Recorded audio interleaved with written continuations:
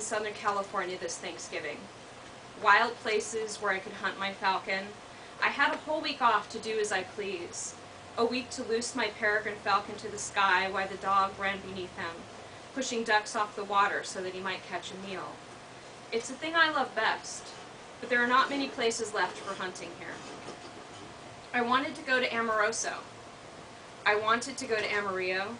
I wanted to go to New Mexico. Then I stood one morning on a reservoir in my desert near the Salton Sea, warming my hands.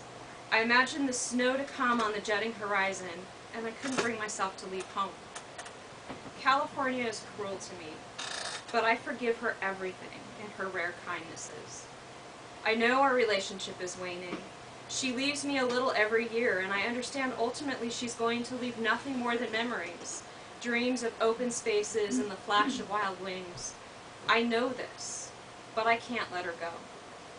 I can't seem to stop myself from wandering the desert, even though it gets harder to find a place worth flying every year. I'm drawn to the sod farm, its reservoir steaming in the surprising desert chill, a quick chat with the farmer. Like me, he counts these days as stolen. The land is leased and other plots have already been sold for housing tracts. I'm in awe of the sparkling Salton Sea, a mirage of hope rising in the southern skyline of the Musashi's field. The Musashis have been farming this land for decades, a fertile place for artichokes and romaine, a place now more home than the Japanese land the family left.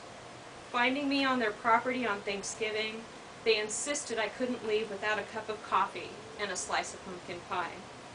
We tried not to talk about the price of water, the cost of last week's hard freeze. And there's Artesian Acres, a duck club that's been quietly tucked near the accidental sea since before World War II. It's gingerly tended by men in their 80s, a water garden in the desert.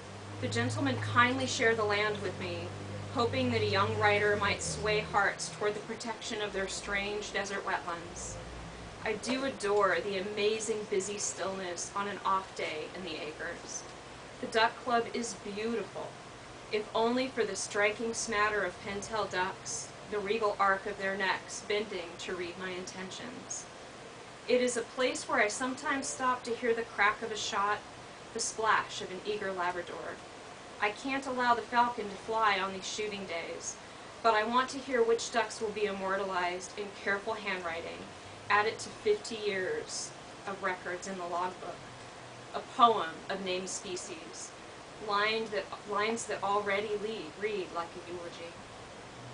These places I've made my own, paying in tears, sweat, and blood. Hunting with a raptor is frightening, punctuated by a small peregrine's near-death experiences, illuminated by surprise successes, and heartbreaking in its losses. In short, it's life. And these places belong to me because I have lived on them. These are places that I do not get to keep. None of us get to keep them, really. And I think our sad acceptance makes us kin, us farmers, hunters, and philosophers. I guess for Thanksgiving this year, I just really want it to be with my family. I didn't catch a single duck Thanksgiving week, although Booth, my Brittany Spaniel, found me a hawk-wounded coot, kindly bringing it to me and laying it at my feet while I searched the crowded sky of the duck club for my overwhelmed falcon. The coot was something for the larder, and it was enough. It was enough to watch a good dog and a proven falcon work the land I love. I know I should leave. I know the love affair is ending, but I can't seem to let go. California is home. Home.